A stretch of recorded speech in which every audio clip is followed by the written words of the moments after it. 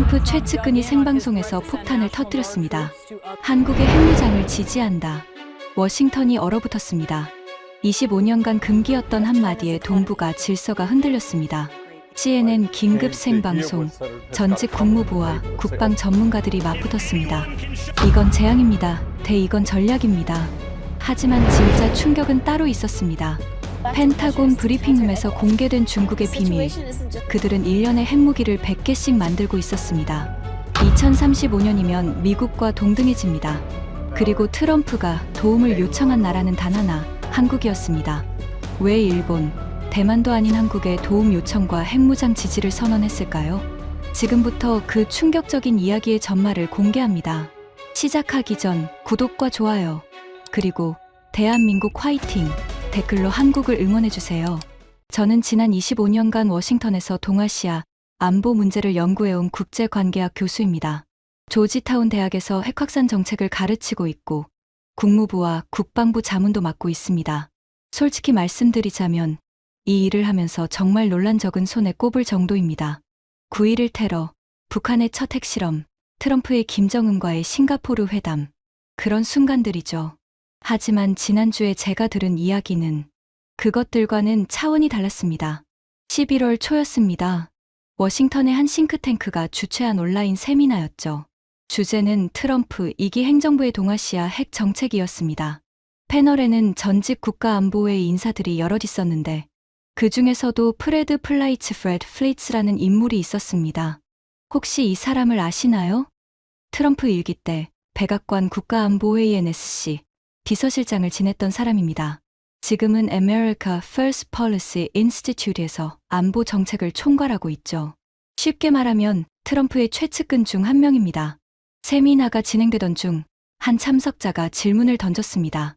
최근 트럼프 대통령이 한국의 핵추진 잠수함 번조를 승인했습니다.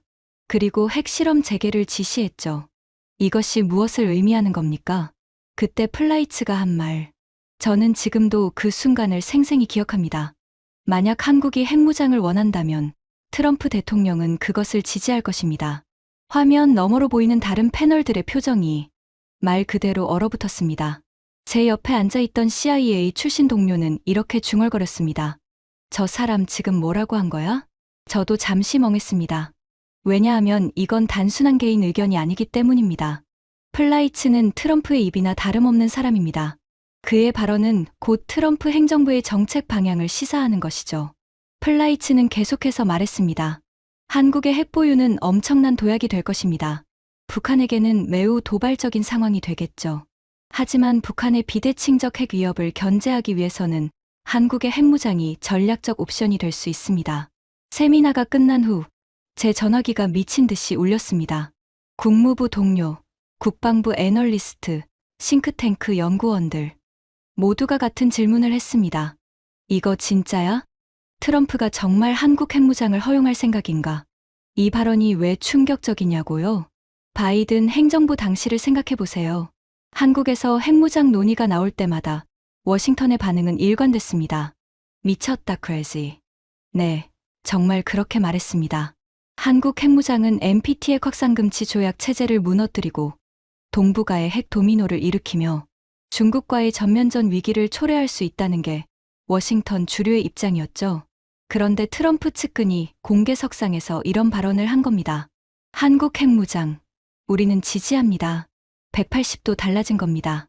더 놀라운 건 그 다음이었습니다.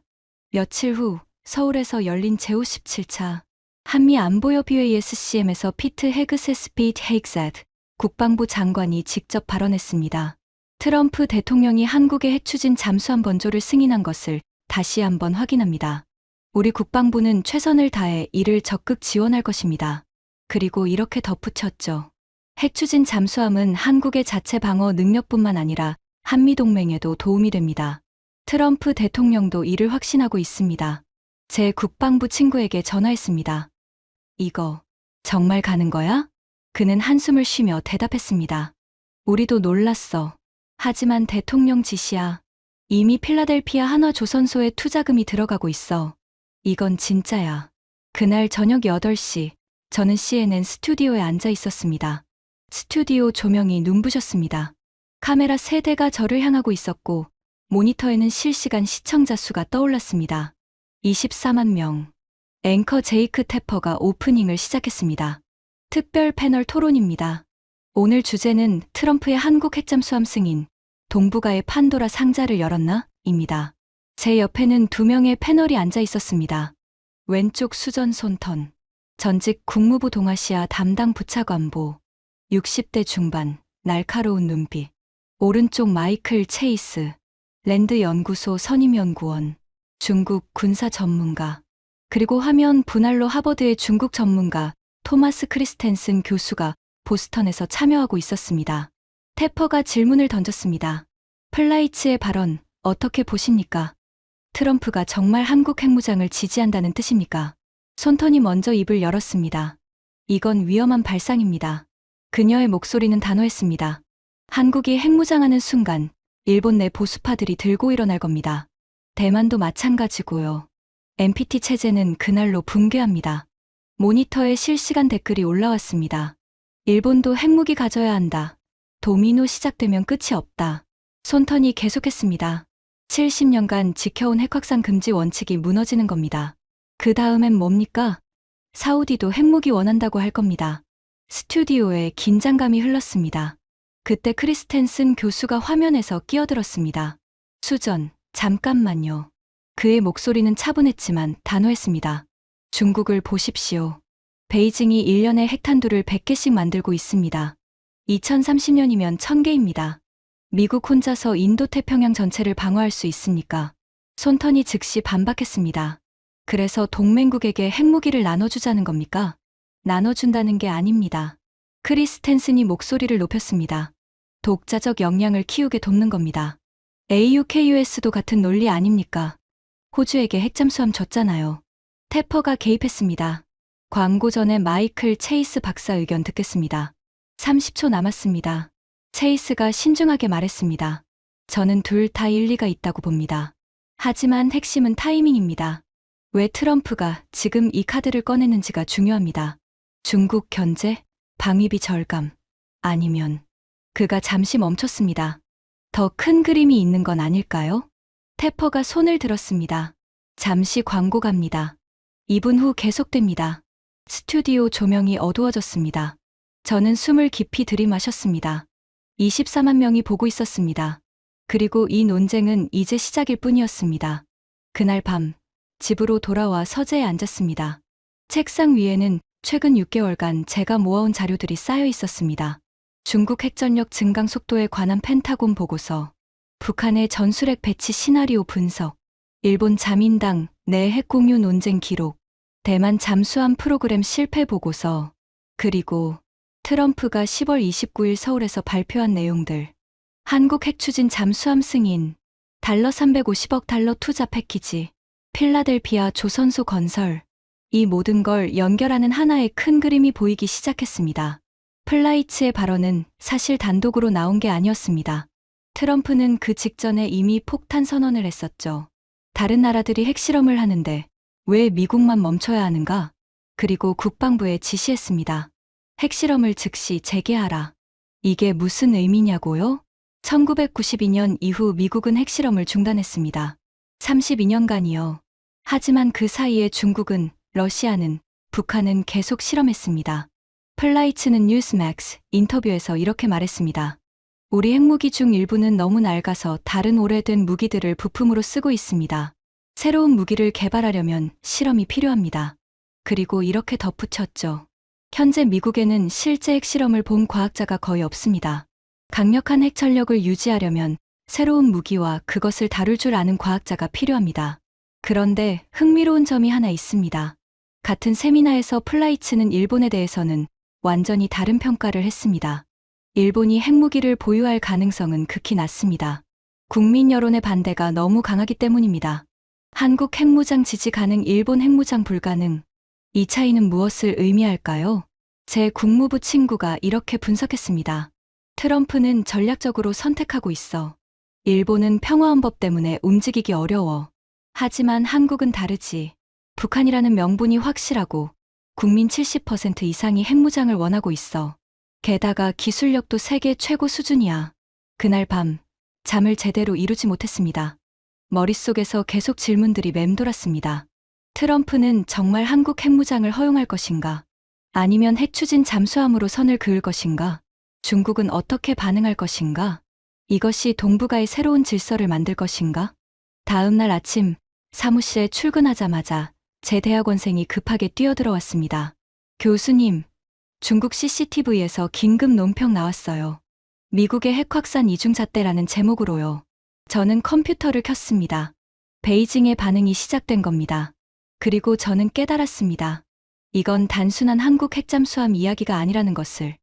이건 미국과 중국 사이의 거대한 체스 게임이고 한반도가 그 중심에 놓인 것이라는 것을. 여러분께 솔직히 말씀드리겠습니다. 저는 지난 25년간 이 분야를 연구했지만 지금처럼 불확실한 시기는 본 적이 없습니다. 냉전 시대에는 적어도 규칙이 있었습니다. 미국과 소련이 서로를 견제하며 균형을 유지했죠. 하지만 지금은 중국이 핵무기를 1년에 100개씩 만들고 있고 북한은 전술핵을 배치하고 있고 러시아는 우크라이나에서 핵 위협을 하고 있습니다. 그리고 그 한가운데서 트럼프의 최측근이 이렇게 말합니다. 한국이 핵무장을 원한다면 우리는 지지합니다. 이것이 무엇을 의미하는지, 앞으로 무슨 일이 벌어질지 그 이야기를 지금부터 여러분께 들려드리겠습니다. 플라이츠 발언 이틀 후 저는 펜타곤에서 열린 비공개 브리핑에 초대받았습니다. 참석자는 약 30명, 국방부 정책 담당자들, 싱크탱크 연구원들, 그리고 저 같은 대학 교수 몇 명이었죠. 브리핑 제목은 심플했습니다. 중국 핵전력 현황 업데이트. 하지만 그 내용은 심플과는 거리가 멀었습니다. 국방부 핵억제 담당 부차관 지명자가 스크린을 켰습니다. 첫 번째 슬라이드. 중국 핵탄두 보유량. 2020년 200개, 2022년 400개, 2024년 중반 600개, 2030년 예상 1000개 이상, 2035년 목표 1500개. 제 옆에 앉은 CIA 출신 애널리스트가 작게 휘파람을 불었습니다. 미친. 그는 맞았습니다. 이건 미친 속도였습니다. 2020년부터 2024년까지 4년 동안 중국은 핵무기를 3배로 늘렸습니다. 연평균 100개씩입니다. 부차관이 말했습니다. 중국은 역사상 가장 빠르고 야심찬 핵 현대화를 진행 중입니다. 10년 전 우리가 예측했던 것보다 2배 이상 빠릅니다. 스크린이 다음 슬라이드로 넘어갔습니다. 미 전략사령관 찰스 리처드 차우스 리처드 제독의 발언이었습니다. 정보기관이 중국에 대해 제시하는 어떤 시간 추정치든 그것을 2로 나누세요. 어쩌면 4로 나눠야 할지도 모릅니다. 그래야 실제에 가까워집니다. 브리핑룸이 조용해졌습니다. 이게 무슨 의미냐고요? 예를 들어 볼까요? 펜타곤이 중국이 2030년까지 1000개 핵탄두를 보유할 것이라고 예측했다면 실제로는 2027년 아니면 2026년에 달성할 수 있다는 겁니다. 랜드 연구소 선임연구원이 손을 들었습니다. 이 속도면 중국이 언제 미국을 따라잡습니까? 부차관이 잠시 머뭇거리다가 대답했습니다. 현재 미국은 약 3,700개의 핵탄두를 보유하고 있습니다. 그중 1,550개가 실전 배치된 상태고요. 만약 중국이 2035년에 1,500개를 달성한다면 그는 말을 잠시 멈췄습니다. 실질적으로는 동등한 수준이 됩니다. 다음 슬라이드는 더 충격적이었습니다. 중국 동부해안 푸젠성 샤프크제표의 위성사진이었습니다. 부차관이 레이저 포인터로 가리켰습니다. 이것이 중국의 고속증식로 Fast Breeder Reactor 시설입니다. 2기 중 1기는 이미 완공됐고 다른 1기는 건설 중입니다. 하버드의 중국 전문가 후이 장효의 샤잉 박사의 분석 자료가 이어졌습니다. 이 시설들은 플루토늄을 대량 생산할 수 있습니다. 핵무기의 핵심 재료죠. 그는 계속했습니다. 과거에는 플루토늄 생산 능력이 중국 핵 프로그램의 병목이었습니다. 하지만 이제는 아닙니다.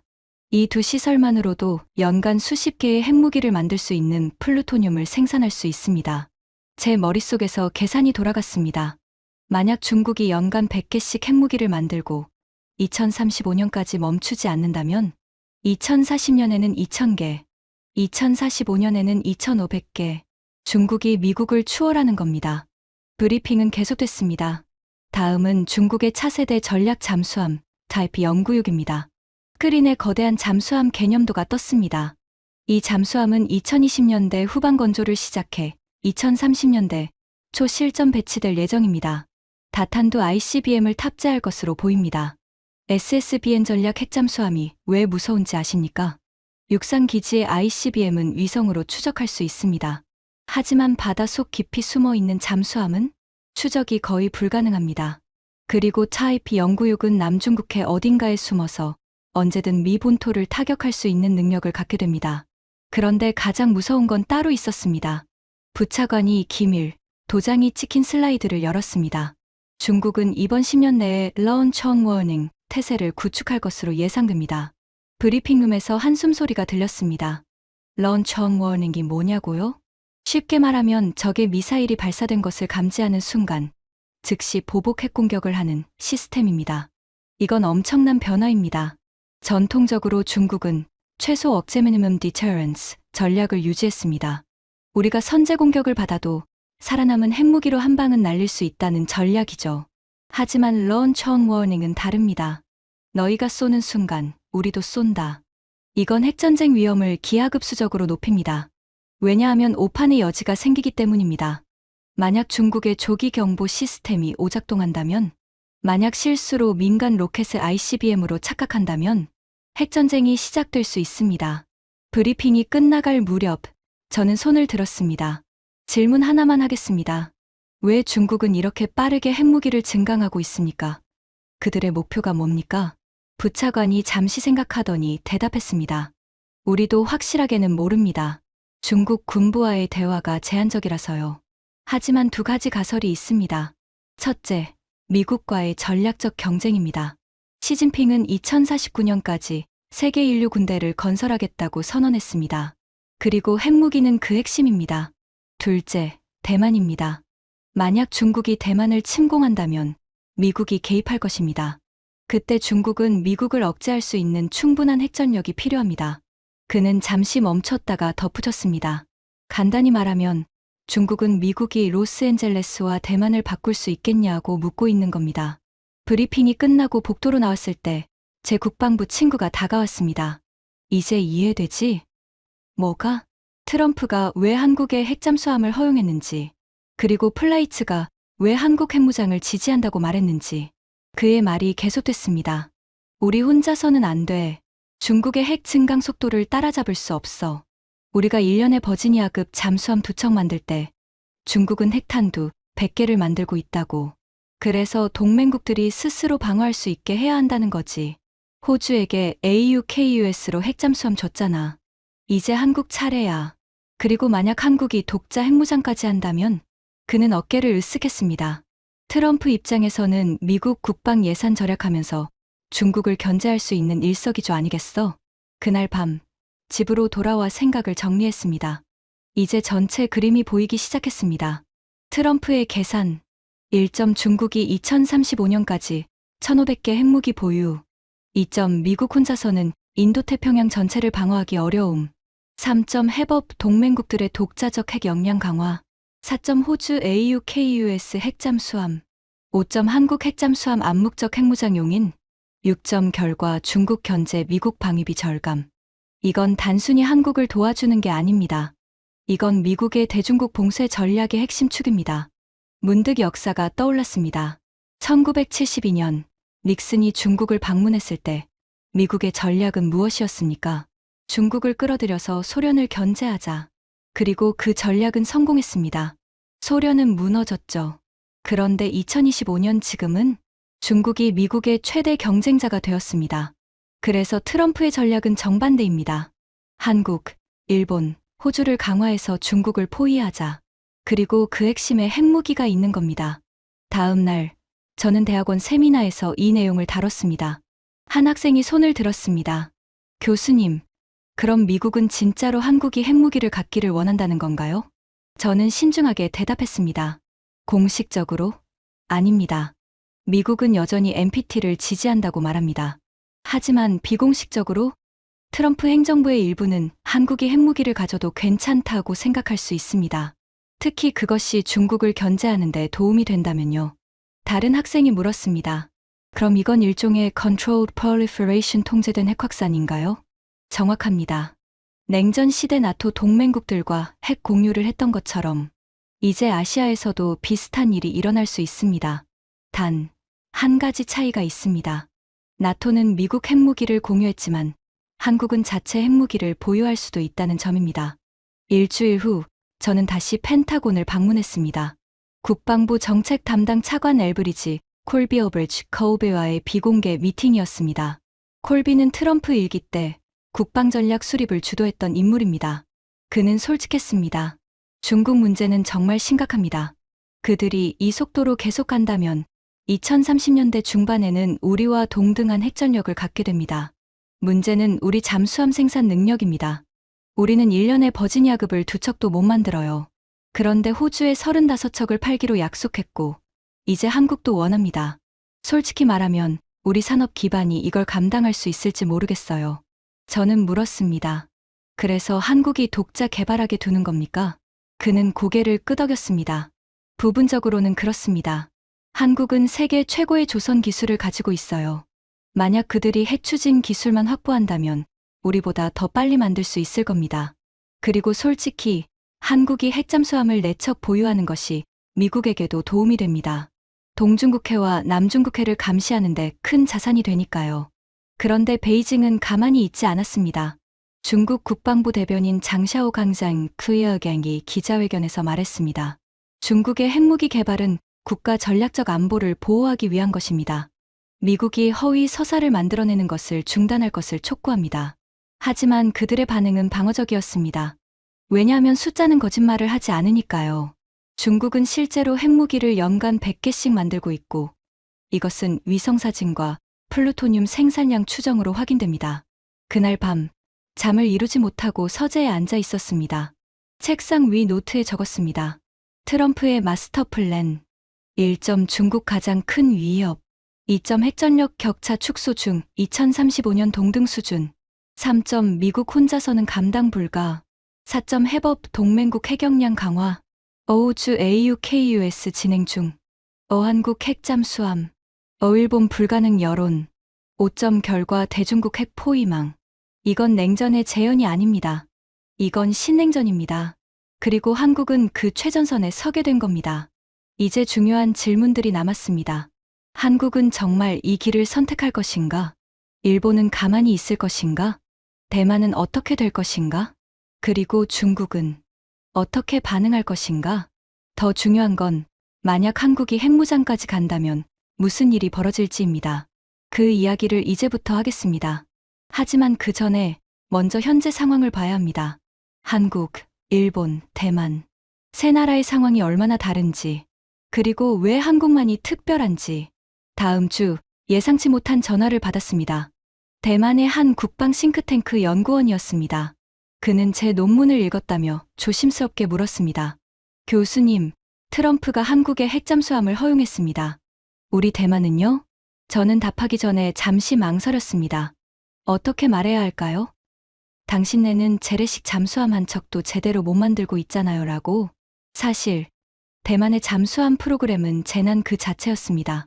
제 책상 위에는 대만 국방부 내부 보고서가 있었습니다. 비공개 자료였지만 워싱턴 인맥을 통해 입수했죠. 헤이컨 하이콘, 나르왈. 대만 최초의 국산 잠수함. 2020년 건조 시작. 2023년 9월 진수식. 하지만 실제로는 물에 띄우지도 못함. 2024년 2월 전압 불안정으로 주요 부품 수십 개 손상. 2025년 4월 하버 트라이얼 마감일 실패. 2025년 9월 C 트라이얼 마감일 실패. 2025년 11월 해군 인도 목표. 극도로 어렵다. 국방장관 발언. 타이베이의 연구원에게 조심스럽게 물었습니다. 헤이 컨, 어떻게 되고 있습니까? 전화 너머로 긴 한숨이 들렸습니다. 교수님도 아시잖아요. 우리는 지금 매우 어려운 상황입니다. 제가 파악한 대만 프로그램의 문제들, 기술적 문제, 주 엔진 냉각 시스템, 누수 의혹, 배터리 공급 지연 납산 배터리 미설치, 소나 시스템 결함, 수십 개의 결함, 중국어 언론 보도, 산업적 문제, 해외 기술진 중도 이탈, 부품 공급망 붕괴, 보안 규정 문제로 핵심 장비 확보 실패, CSBC 코업, 조선소의 경험 부족, 재정적 문제, 한척 비용 달러 1.55 빌리언 원래 예산 대폭 초과, 의회가 예산 절반 달러 2 빌리언 동결, 전체 8척 프로그램 비용 달러 10에 16 빌리언 추정. 그리고 가장 치명적인 건 시간입니다. 첫 번째 잠수함이 실전 배치되는 시기, 빨라야 2029년. 그 사이에 중국은 2025년 10월 웰링턴 쿠얼링턴 크 대만 국방장관이 국회에서 발언했습니다. 11월까지 잠수함을 인도하는 것은 극도로 도전적입니다. extremely challenging. 외교적 언어를 해석하면 불가능합니다. 그는 계속했습니다. 우리는 여전히 이 잠수함이 성공적으로 건조될 것이라는 완전한 확신을 가지고 있습니다. 하지만 필요한 테스트와 미세 조정에는 시간이 필요합니다. 번역 언제 될지 모르겠습니다. 2025년 10월 말 한국에서 열린 에이펙 정상회의. 대만 대표단이 한국 외교부의 공항 의전 수준에 항의했습니다. 대만 외교부 국제기구 국장 순제니아선 쟁의하가 기자회견에서 말했습니다. 한국 측의 공항 영접 인사 배정이 기대에 부합하지 않았습니다. 우리는 여러 경로로 한국에 압박을 가했고 결국 한국이 타협했습니다. 표면적으로는 외교 의전 문제. 하지만 저는 다르게 봤습니다. 타이베이의 지인에게 전화했습니다. 대만 국방대학 교수였죠. 의전 갈등, 진짜 이유가 뭡니까? 그는 웃으며 대답했습니다. 교수님도 아시잖아요. 우리는 지금 매우 좌절해 있습니다. 한국을 보세요. 트럼프가 핵잠수함 건조 승인했어요. 필라델피아에 조선소까지 짓고 2030년대에 자체 핵잠 진수한다고요. 우리는요? 재래식 잠수함 한 척도 제대로 못 만들고 있어요. 2029년까지 기다려야 해요. 그것도 잘 되면요. 그는 목소리를 낮췄습니다. 솔직히 말하면 우리는 질투합니다. 그리고 불안합니다. 한국은 날아가는데 우린 기어가고 있으니까요. 이게 진짜 이유였습니다. 외교 의전은 핑계였습니다. 실제로는 한국의 눈부신 성과에 대한 깊은 열등감이었죠. 제가 정리한 비교표입니다. 한국, 세계 1위 조선 강국, 현대중공업, 삼성중공업, 하나오션, KSSIII 장보고 3급 잠수함 3,750톤, 6개, 10VLS 셀, SLBM 발사 가능, 재래식 잠수함 20척 운용 중, 핵추진 기술 미국으로부터 이전 예정, 2030년대 자체 핵잠 진수 목표, 대만, 헤이컨 한척 건조 중 난항, CSBC, 조선소 경험 부족, 외국 기술진 의존 이탈로 혼란, 기존 잠수함 네덜란드제 2척 1980년대, 미국제 2척 WWII 시대, 훈련용, 독자 기술 거의 없음, 헤이컨 완성 시기 미정, 격차가 보이시나요? 한국은 20년 앞서 있습니다. 그렇다면 일본은 기술적으로는 충분히 가능합니다. 일본의 조선 기술은 세계 최고 수준이고 원자력 기술도 뛰어나며 플루토늄도 충분히 보유하고 있습니다. 전문가들은 일본이 마음만 먹으면 6개월 내에 핵무기를 만들 수 있다고 평가합니다. 하지만 일본에는 한 가지 넘을 수 없는 벽이 있습니다. 국민 여론입니다.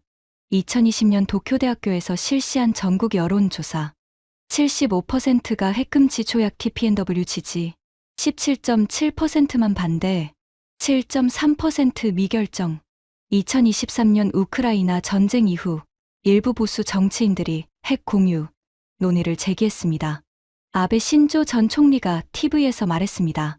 일본은 NPT 회원국이고 비핵 3원칙을 채택했지만 세계 안보가 어떻게 유지되는지에 대한 논의를 금기시해서는 안 됩니다. 산케이신문 FNN 조사에서는 83.1%가 최소한 핵 공유에 대한 논의는 해야 한다고 답했습니다. 하지만 기시다 후미오 총리는 즉각 반대했습니다. 용납할 수 없습니다. 일본 헌법 구조. 일본 국민은 정의와 질서를 기조로 하는 국제 평화를 성실히 희구하고 국권의 발동으로서의 전쟁과 무력에 의한 위협 또는 무력의 행사는 국제 분쟁을 해결하는 수단으로서는 영구히 이를 포기한다. 이 조항 때문에 일본은 공격용 무기 보유가 금지됩니다. 핵무기는 당연히 공격용입니다. 헌법 개정이 필요한데 이건 정치적으로 거의 불가능합니다. 기억하시나요? 플라이츠가 세미나에서 한 말. 일본이 핵무기를 보유할 가능성은 극히 낮습니다. 국민 여론의 반대가 너무 강합니다. 워싱턴의 컨센서스입니다. 일본은 기술적으로는 가능하지만 정치적으로는 불가능합니다. 제가 정리한 최종 비교입니다. 먼저 조선 기술을 보면 한국은 세계 1위입니다. 하지만 대만은 부족하고 일본은 세계 최고 수준이죠. 잠수함 보유량은 어떨까요? 한국이 20척 이상을 운용하고 있고 일본도 22척을 가지고 있습니다. 반면 대만은 고작 4척인데 그마저도 낡았어요. 핵기술 수준을 보면 흥미롭습니다. 일본이 매우 높고 한국도 높은 편입니다. 하지만 대만은 낮아요. 그런데 결정적 차이는 국민 여론입니다. 한국은 71%가 핵무장을 지지합니다. 대만도 높은 지지를 보이죠. 하지만 일본은 75%가 반대합니다. 미국의 지원은 어떨까요? 한국은 핵잠수함 승인을 받았습니다. 하지만 대만은 없어요. 일본은 아예 불가능하고요. 그럼 실현 가능성은? 한국은 높습니다. 대만은 매우 낮고 일본은 거의 없습니다. 결론, 트럼프가 한국을 선택한 이유가 명확합니다. 제 일본인 동료 교수와 대화를 나눴습니다. 왜 트럼프는 한국만 선택했을까요? 그는 씁쓸하게 웃었습니다. 간단해요. 한국만이 모든 조건을 충족하니까요. 한국의 4가지 장점. 1점 명분이 있다. 북한의 명백한 핵 위협. 2점 기술이 있다. 세계 최고 조선 기술. 3점 의지가 있다. 국민 70% 지지. 4점 정치적으로 가능하다. 헌법적 제약 없음. 반면 일본은 기술, 명분 중국 위협은 있지만 북한만큼 급박하지 않음. 의지 75% 반대. 정치적 가능성 평화헌법. 대만은 명분 중국의 직접적 위협. 기술, 의지, 정치적 가능성 하지만 기술이 없음. 제가 그려본 2030년대의 시나리오입니다. 한국, 핵추진 잠수함 1에 2척 실전 배치. 추가 2에 3척 건조 중. KSSIII 재래식 잠수함 10척. SLBM 능력 보유. 독자 핵 역량 논의 진행 중. 일본, 재래식 잠수함 22척 운용. 핵 추진 논의만 진행 실제 추진 불가. 여전히 미국 해구산 의존. 대만, 헤이컨 1에 2척 잘 되면. 네덜란드제 노후 잠수함 2척. 중국 봉쇄 시 생존 가능성 의문. 중국, 타이피 영구육 전략 핵잠수함 4에 6척. 핵탄두 1000개. 남중국해 완전 장악. 보이시나요? 한국만이 중국과 대등하게 경쟁할 수 있는 위치에 올라갑니다. 트럼프가 발표한 내용을 다시 봅시다. 한국은 필라델피아 한화조선소에서 핵추진 잠수함을 건조할 것입니다. 왜 필라델피아냐고요? 한화오션이 2024년 인수한 필리 시피어가 거기 있습니다. 하지만 문제가 있습니다. 이 조선소는 지금까지 상업용 선박만 만들었습니다. 핵잠수함은커녕 군함도 안 만들었어요. 그럼 어떻게 만든다는 걸까요? 제 펜타곤 친구가 귀띔해줬습니다.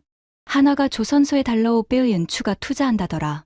그리고 미국 해군 잠수함 제조사들 제너럴 다이내믹스, 일렉트릭 보트, 헌팅턴, 인거스과 협력 계약을 맺을 거야.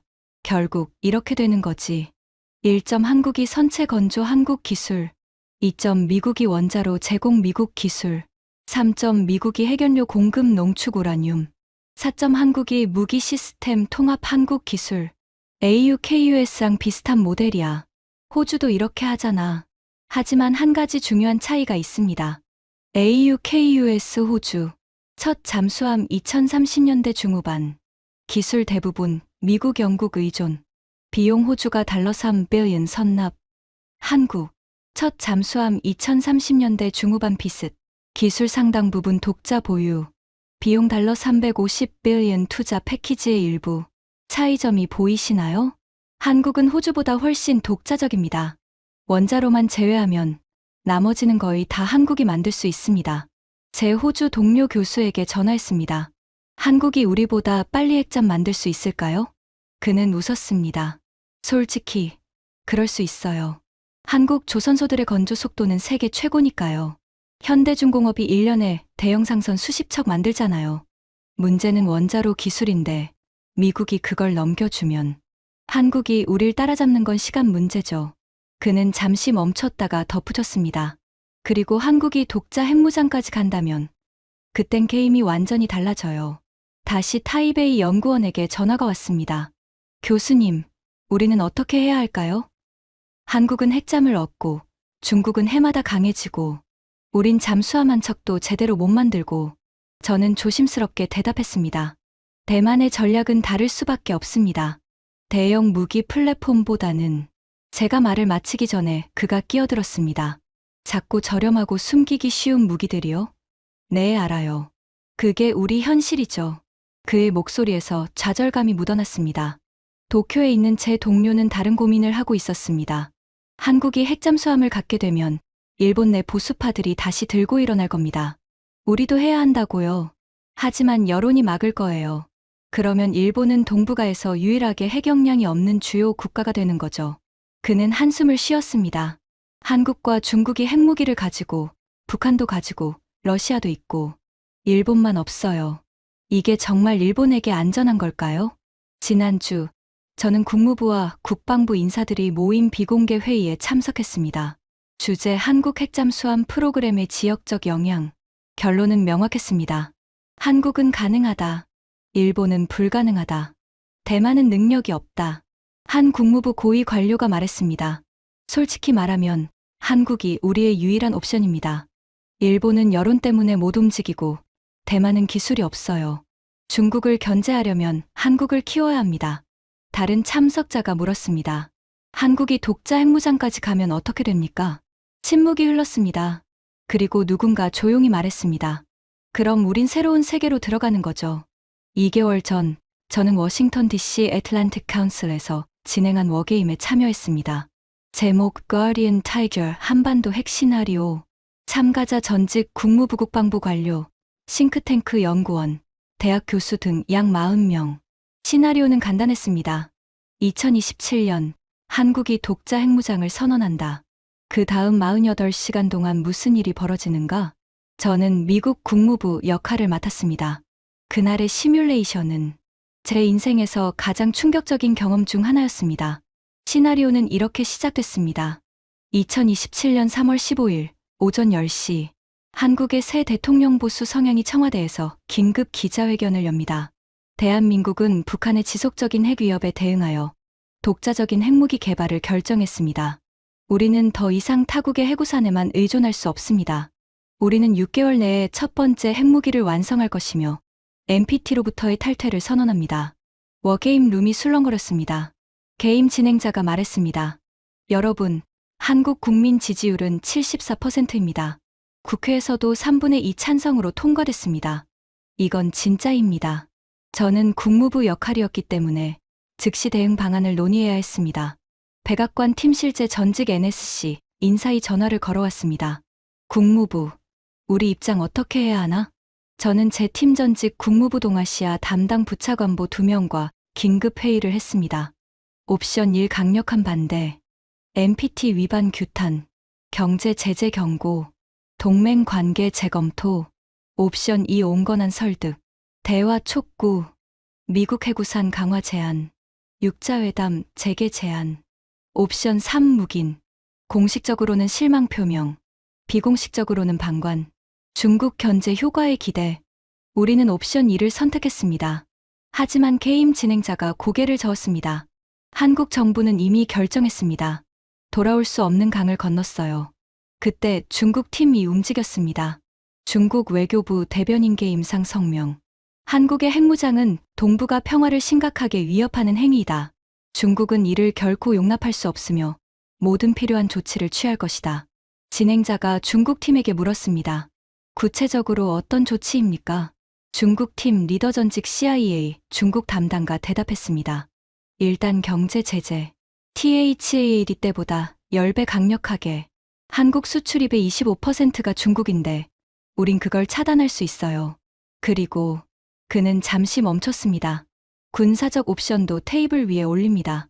한국의 핵시설에 대한 선제 타격 가능성을 배제하지 않습니다.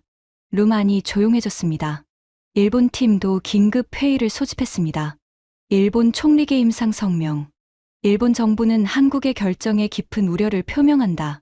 우리는 미국과 긴밀히 협의하고 있다. 하지만 비공개 회의에서는 다른 논의가 벌어졌습니다. 일본 팀원 실제 일본 국제관계 전문가이 말했습니다. 한국이 핵무기를 가지면 일본 내 보수파들이 들고 일어날 겁니다. 우리도 필요하다고요. 하지만 여론이 허용하지 않을 거예요. 결국 일본은 동북아에서 유일하게 핵이 없는 주요국이 되는 거죠. 이건 일본에게 전략적 열세입니다. 게임은 계속됐습니다.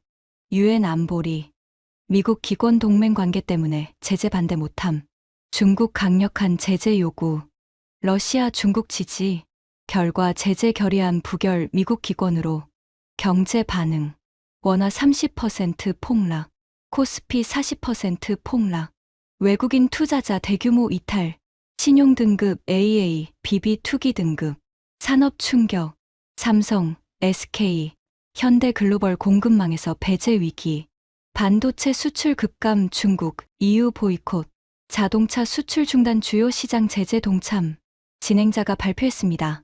한국 GDP, 향후 1년간 15% 감소 예상, 실업률 12% 상승, 게임의 클라이맥스였습니다. 중국 팀이 폭탄 선언을 했습니다. 중국 국방부 성명 개임상, 만약 한국이 핵무기 개발을 계속한다면 중국은 한국의 핵시설에 대한 외과적 정밀 타격을 실시할 권리를 보유한다. 제가 국무부로서 즉시 반응했습니다. 한국은 우리 동맹국입니다. 한국에 대한 공격은 미국에 대한 공격으로 간주됩니다. 중국 팀이 맞받아쳤습니다. 그럼 미국은 서울을 위해 로스앤젤레스를 희생할 건가요? 바로 그 질문이었습니다. 진행자가 시뮬레이션을 중단시켰습니다. 여기서 멈추겠습니다. 결론을 논의하죠. 우리는 3시간 동안 토론했습니다. 핵심 발견. 1점 한국의 경제는 붕괴한다. 1년 내 GDP 1호에 20% 감소. 실업률 폭증. 외환위기 재발 가능성. 2점 중국은 실제로 공격을 고려한다. 경제 제재는 확실. 군사 타격은 50% 확률. 북한 도발 무긴거의 확실. 3점 일본은 딜레마에 빠진다. 핵무장 압력 증가. 하지만 실현은 불가능. 결과 전략적 고립. 4점 미국은 찢어진다. 동맹 지키기 이즈 핵 확산 반대. 중국과 충돌 위험 증가. 신뢰도 손상. 워게임이 끝나고 전직 국무부 부차관보와 대화를 나눴습니다. 이게 현실이 될 수 있을까요? 그는 고개를 끄덕였습니다. 한국 국민 71%가 핵무장을 원합니다. 보수 정권이 집권하고 북한이 더 도발적이 되고 트럼프가 핵우산의 의문을 제기한다면 충분히 가능합니다. 그리고 그때가 되면 우리가 오늘 본 게 현실이 되는 겁니다. 실제로 워싱턴의 주요 싱크탱크들은 이미 이 시나리오를 연구하고 있습니다. CSIS 전략국제문제연구소의 2024년 보고서를 읽어봤습니다. 주요 발견, 경제적 결과, NPT 탈퇴 시 자동 제재 발동, Nuclear Non-Proliferation Act 1978 적용, Nuclear Proliferation Prevention Act 1994 적용, 한국의 첨단 기술 산업 치명타, 정치적 결과, 한미동맹 심각한 균열, 주한미군 철수 가능성, 일본 호주와의 관계 악화, 전략적 결과, 중국의 극단적 대응, 동북아 군비 경쟁 가속화, NPT 체제 붕괴. 보고서의 결론은 냉정했습니다. 한국 핵무장의 단기 비용은 장기 이익보다 훨씬 크다. 하지만 가장 무서운 건 따로 있습니다. MIT 국제안보 저널에 실린 논문을 읽었습니다. 제목 Conventional Counterforce Dilemmas South Korea's Deterrence Strategy. 핵심 개념, 안정불안정 역설 Stability Instability Paradox. 무슨 뜻이냐고요? 핵무기는 대규모 전쟁을 막지만 소규모 충돌을 오히려 증가시킵니다. 왜냐하면 양측 모두 어차피 핵전쟁까지는 안 갈 거야 라고 생각하기 때문입니다. 역사적 사례 1999년 카르길 전쟁. 1998년 인도와 파키스탄이 핵무기를 보유했습니다. 1999년 파키스탄은 카슈미르에서 제한 전쟁을 일으켰습니다. 왜? 핵 억지력이 있으니까 인도가 전면전은 못할 거야. 결과 수천 명 사상자. 한반도에 적용하면 남북한 모두 핵무기 보유 재래식 충돌 증가 가능성. NLL서의 북방 한계선 충돌. DMZ 긴장 고조. 국지 도발 증가. 핵무기가 오히려 한반도를 더 불안정하게 만들 수 있습니다. 많은 사람들이 도미노 효과를 걱정합니다. 한국이 핵무기를 가지면 일본도 가지고 대만도 가지고. 하지만 제 연구 결과는 다릅니다. 도미노는 생각보다 쉽게 일어나지 않습니다. 역사적 증거. 1964년 중국 핵실험 일본은 핵무장 안함. 1998년 인도 파키스탄 핵실험 주변국 핵무장 안함. 2006년 북한 핵실험 한국 일본 핵무장 안함. 아직까지 왜 도미노가 안 일어날까요? 1점 기술적 장벽 대만 사례. 2점 정치적 장벽 일본 사례. 3점 경제적 비용 모든 국가. 4점 동맹 압력 미국의 반대. 하지만 한 가지 확실한 건 만약 한국이 핵무장에 성공하고 경제 제재를 견뎌내고 여전히 번영한다면 그때는 다른 나라들도 우리도 할 수 있다고 생각할 겁니다. 북한 전문 싱크탱크 38노스의 최근 보고서를 읽었습니다. 제목 North Korea's Nuclear Cognitive Warfare Strategy. 핵심 주장. 북한은 단순히 핵무기를 쏘는 게 아니라 핵 위협으로 심리전을 펼친다. 타겟. 1점 한국 일반 대중 공포 조성. 2점 한미동맹 이간질. 3점 한국 정책 결정자 판단 왜곡. 방법. 핵 능력 과장 뉴클리어 블러핑. 사용 의지 과시. 정보 조작. 목표 한국 국민들이 우리도 핵무기가 필요해라고 생각하게 만들기. 왜냐하면 그것이 NPT 체제를 무너뜨리고 한미동맹을 약화시키기 때문입니다. 아이러니하게도 한국의 핵무장 논의 자체가 북한에게 유리할 수 있습니다. 마지막으로 펜타곤에서 열린 브리핑을 참석했습니다. 주제 Allied Proliferation Risks and Benefits. 국방부 차관이 솔직하게 말했습니다. 한국 핵무장에는 두 가지 시나리오가 있습니다. 시나리오 한 통제된 핵무장. 미국이 암묵적으로 승인. 제한된 핵능력 10에 2 공개. 중국 견제 효과. 미국 방위비 절감. 시나리오 2 무통제 핵무장. 한국이 독자적으로 추진. NPT 붕괴. 중국과 충돌. 동북아 대혼란. 우리가 선호하는 건 시나리오 1입니다. 하지만 한국이 시나리오 2를 선택하면 그는 어깨를 으쓱했습니다. 우린 막을 수 없습니다. 밤늦게 연구실에 앉아 오늘 배운 모든 것을 정리했습니다. 만약 한국이 핵무장한다면 북한 억지력 강화 독자 방어 능력 중국 견제 카드, 경제 붕괴 위험 동맹 관계, 파괴 중국의 군사적 대응 지역 불안정 증가 소규모 충돌 위험 증가. 결론. 간단하지 않습니다. 이건 단순한 안보 결정이 아닙니다. 이건 한국의 미래, 동아시아의 운명, 그리고 글로벌 질서의 향방을 결정하는 문명사적 선택입니다. 하지만 지금 우리가 논의하고 있는 건 핵무장이 아닙니다. 지금은 핵추진 잠수함입니다. 그리고 트럼프는 그것을 승인했습니다. 그렇다면 질문은 이겁니다. 핵잠수함은 핵무장으로 가는 징검다리일까요? 아니면 핵무장을 대체하는 현명한 중간 지점일까요? 그리고 한국은 어떤 선택을 할까요? 이야기를 처음으로 돌아가 봅시다. 트럼프 대통령이 서울에서 선언했던 그날. 나는 한국이 핵추진 잠수함을 건조하는 것을 승인합니다. 그리고 플라이츠의 폭탄 발언. 한국이 핵무장을 원한다면 트럼프는 지지할 것입니다. 이제 저는 알았습니다. 이 두 발언 사이에 무엇이 있는지. 지난주 제 대학원 세미나에서 학생이 물었습니다. 교수님, 핵잠수함은 핵무기로 가는 징검다리입니까? 제 대답은 이랬습니다. 그것은 한국이 결정할 문제입니다. 핵추진 잠수함의 두 가지 경로. 경로 1 현명한 대안. 핵잠수함으로 독자 억지력 확보. 핵무기 없이도 강력한 해군 전력. NPT 유지. 경제 제재 회피. 동맹 관계 유지. 경로 2 첫 단계. 핵잠수함 원자력 기술 축적. 플루토늄 재처리 능력 확보. 핵무기 개발 시간 단축. Nuclear latency. 극대화. 한국이 어느 길을 선택할지는 아무도 모릅니다. 하지만 한 가지는 확실합니다. 이제 선택권은 한국에게 있다는 것입니다. 제 국방부 친구가 흥미로운 말을 했습니다.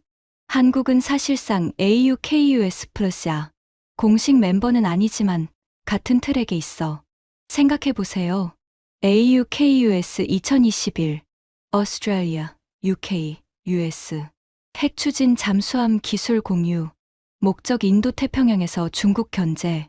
한국 2025. 핵추진 잠수함 승인. 필라델피아 조선소 투자. 목적 동일. 다른 점은 AUKUS는 공식 협정입니다. 한국은 비공식 파트너입니다. 왜 비공식이냐고요? 중국의 반발을 최소화하기 위해서입니다. 한국은 북한 때문이야. AUKUS랑은 다르지. 하지만 실제로는 같은 전략의 다른 이름입니다. 제가 그려본 2030년대의 지도입니다. 중국의 포위망, 북쪽 일본 미국 동맹, 제한적 군사력 동쪽 한국 핵잠수함 내척, SLBM 능력, 남동 대만 생존 불확실 남쪽 필리핀 미군 기지 남서 호주 핵잠수함, 3에 5척, AUKUS 서남 인도 자체 핵잠수함 보유. 결과 중국은 해양으로 나가는 모든 방향에서 핵잠수함 전력과 마주칩니다. 이것이 트럼프의 전략입니다. 중국을 바다에 가두기. 그리고 한국은 그 전략의 동쪽 기둥입니다. 어제 저는 학기 마지막 강의를 했습니다. 제목 The Korean Choice Nuclear Submarines and Regional Order. 강의를 마치며 학생들에게 말했습니다. 여러분이 목격하고 있는 것은 역사의 전환점입니다. 냉전 시대, 강대국들이 약소국의 운명을 결정했습니다. 하지만 지금은 다릅니다. 한국은 이제 선택받는 동맹이 아니라 선택하는 국가입니다. 한 학생이 손을 들었습니다. 하지만 교수님, 한국이 정말 중국을 견제할 수 있을까요? 제 대답은 이랬습니다. 혼자서는 불가능합니다. 하지만 미국, 일본, 호주, 인도와 함께라면 가능합니다. 그리고 바로 그것이 트럼프가 계산하고 있는 것입니다. 제 중국 연구자 친구에게 전화를 걸었습니다. 베이징에서는 이 상황을 어떻게 보고 있나요? 그는 한숨을 쉬었습니다. 악몽이죠. 한국이 핵잠수함을 가지면 중국 해군의 움직임이 완전히 노출됩니다. 동중국해에서 태평양으로 나가는 길목을 한국이 감시하게 되니까요. 게다가 만약 한국이 핵무기까지 가진다면 그는 목소리를 낮췄습니다. 그럼 베이징은 정말로 군사적 행동을 고려할 겁니다. 그 전에 막아야 한다고 생각할 테니까요. 도쿄의 제 동료는 복잡한 심경을 토로했습니다. 한국이 강해지는 건 일본에게도 이롭습니다. 중국을 견제하니까요. 하지만 동시에 일본 내에서는 불안감도 있어요. 우리만 뒤처지는 것 아닌가 하는. 타이베이의 연구원은 더 절박했습니다. 우린 잠수함 한 척도 제대로 못 만들고 있어요. 그 사이에 한국은 핵잠수함 4척을 만들고 중국이 대만을 공격한다면 한국은 도와줄까요? 아니면 방관할까요? 저는 정직하게 대답했습니다. 모릅니다. 그것도 한국이 선택할 문제입니다. 국방부 정책실장과 마지막 대화를 나눴습니다. 한국 핵잠수함 프로그램 정말로 성공할 수 있을까요? 그는 자신 있게 대답했습니다. 한국 조선 기술은 세계 최고입니다. 우리가 원자로만 제공하면 나머지는 한국이 더 잘 만들 수도 있어요. 그리고 솔직히 우리에게도 이득입니다. 중국을 견제하면서 우리 부담은 줄어드니까요. 트럼프의 America First가 바로 이겁니다. 동맹국들이 스스로 강해지게 하는 거죠. 하지만 저는 한국 정책 담당자들에게 하고 싶은 말이 있습니다. 핵잠수함은 양날의 검입니다. 장점, 독자 억지력, 해양 감시 능력, 전략적 자율성, 위험, 중국의 반발, 북한의 도발 증가, 핵무장 압력 증가, 그리고 가장 중요한 질문. 한국은 책임감 있게 이 힘을 사용할 수 있는가? 핵잠수함은 단순한 무기가 아닙니다. 이것은 국가의 성숙도를 시험하는 도구입니다. 오늘 아침 연구실 창밖을 바라봤습니다. 워싱턴 DC의 가을 하늘은 맑았습니다. 책상 위에는 지난 6개월간 모은 자료들이 쌓여 있었습니다. 중국 핵전력 보고서, 트럼프 핵잠 승인 성명, 플라이츠 발언 녹취록, 대만 잠수함 실패 보고서, 일본 여론조사 결과, 한국 핵무장 시나리오 시뮬레이션. 그리고 저는 깨달았습니다. 저는 역사가 만들어지는 순간을 목격하고 있다는 것을. 25년간 이 분야를 연구했지만 지금만큼 불확실한 시기는 없었습니다. 하지만 한 가지는 확실합니다. 한국은 이제 관객이 아니라 주연입니다. 트럼프가 한국에게 준 것은 단순히 잠수함 건조 승인이 아닙니다. 그것은 선택권입니다. 핵잠수함으로 만족할 것인가? 아니면 핵무기까지 갈 것인가? 중국과 대립할 것인가? 아니면 균형을 찾을 것인가? 이 모든 것을 한국이 결정합니다. 그리고 한국의 선택은 동북아 3억 명의 운명을, 나아가 인도태평양 40억 명의 미래를 결정할 것입니다. 이 이야기는 아직 끝나지 않았습니다. 트럼프의 핵 정책은 계속 진화하고 있고 중국의 핵 증강은 멈추지 않고 있으며 한국의 여론은 흔들리고 있고 일본의 고민은 깊어지고 있으며 대만의 불안은 커지고 있습니다. 2030년 우리는 어떤 세계에 살게 될까요? 지금까지 조지타운 대학교 국제관계학 교수가 워싱턴 DC에서 목격한 충격적인 이야기였습니다. 한국은 이제 선택받는 동맹이 아니라 선택하는 국가가 되었습니다. 핵잠수함이냐, 핵무장이냐, 중국과의 대립이냐, 균형이냐. 그 모든 선택이 이제 한국의 손에 달려 있습니다. 여러분이 이 이야기를 널리 공유해 주신다면 더 많은 사람들이 우리가 마주한 역사적 순간을 이해할 수 있을 것입니다. 현명한 선택이 평화로운 미래를 만듭니다. 구독과 좋아요도 부탁드립니다. 지금까지 터칭 스토리였습니다. 감사합니다.